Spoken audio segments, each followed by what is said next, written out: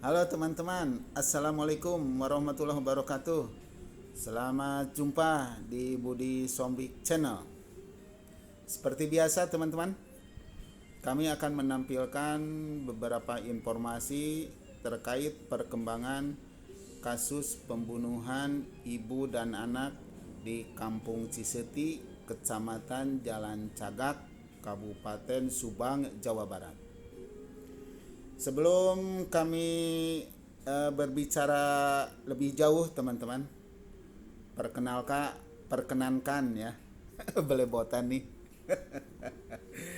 Perkenankan kami mengucapkan terima kasih kepada teman-teman yang telah mendukung Budi Sombik Channel ini untuk terus mengawal dan menyampaikan perkembangan kasus pembunuhan yang sangat keji ini teman-teman.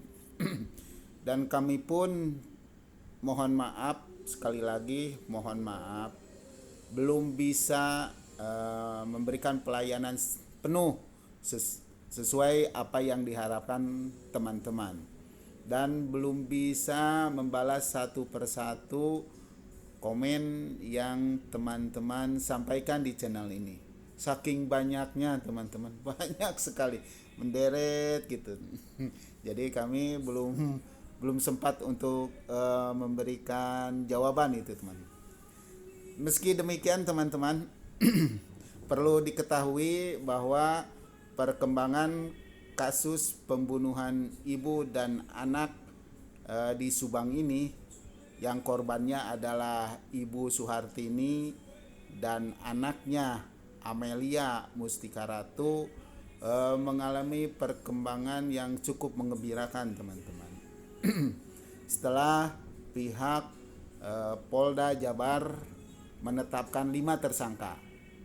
Meski dari 5 tersangka ini teman-teman, 2 diantaranya disebutkan nama meski dengan identitas, yaitu D dan Y. Sedangkan 3 tersangka lagi tidak disebutkan identitasnya teman-teman.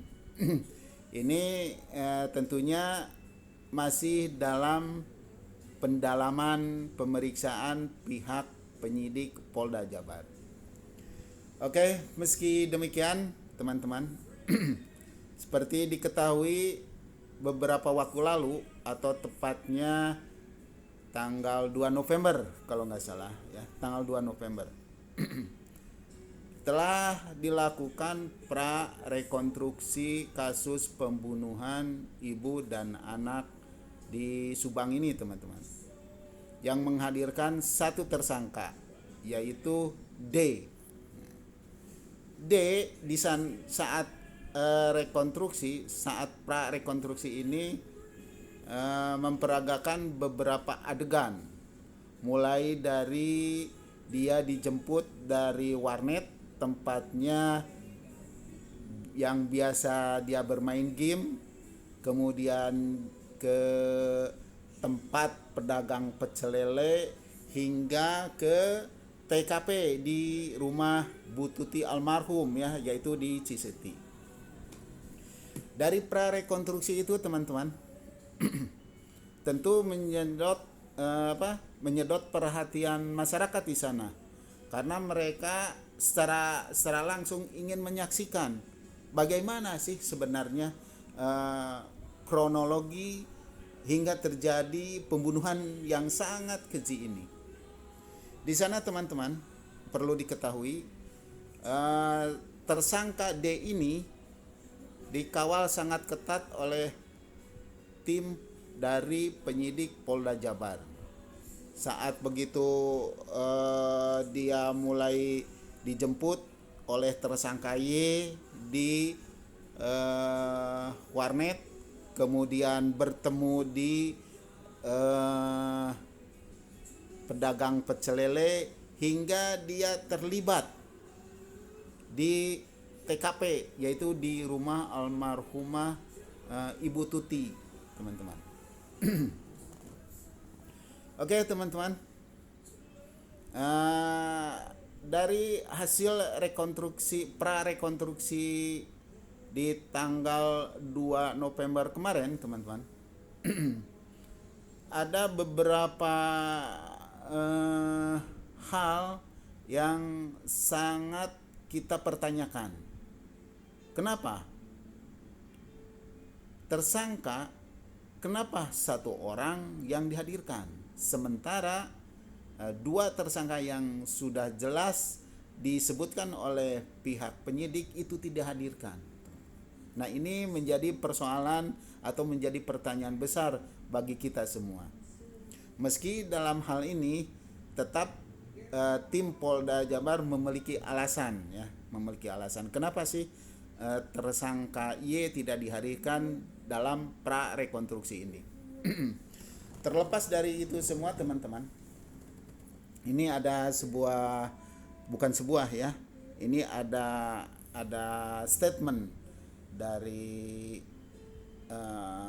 kuasa hukum, baik itu kuasa hukum tersangka D atau PH dari tersangka Y.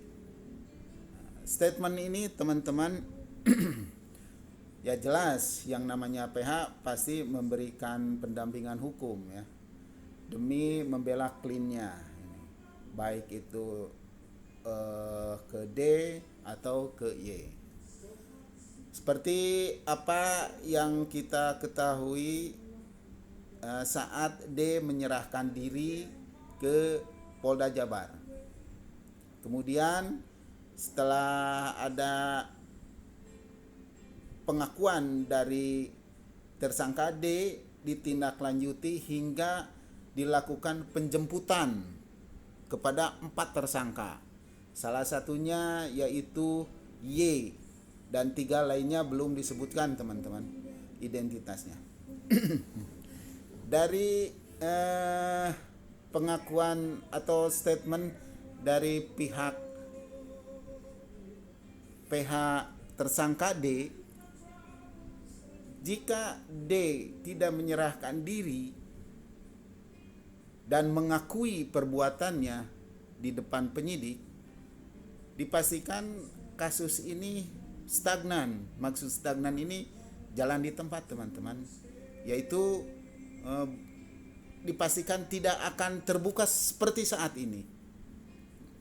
Sedangkan menurut PH dari tersangka Y, sebenarnya menurut pengakuan tersangka Y kepada PH bahwa Y tidak terlibat dalam aksi keji pembunuhan ini. Seperti teman-teman yang ketahui, ya, di beberapa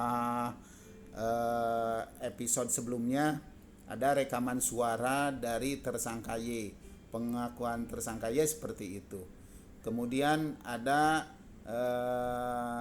statement dari PH-nya tersangka Y dan statement dari PH-nya tersangka D. Ya, masing-masing PH di situ memiliki argumen yang sangat kuat, ya. Nah, di sini mungkin kami membuat sebuah suguhan, ya, meski tidak puas nih, teman-teman, meski tidak puas, tapi mudah-mudahan ini kita berharap bisa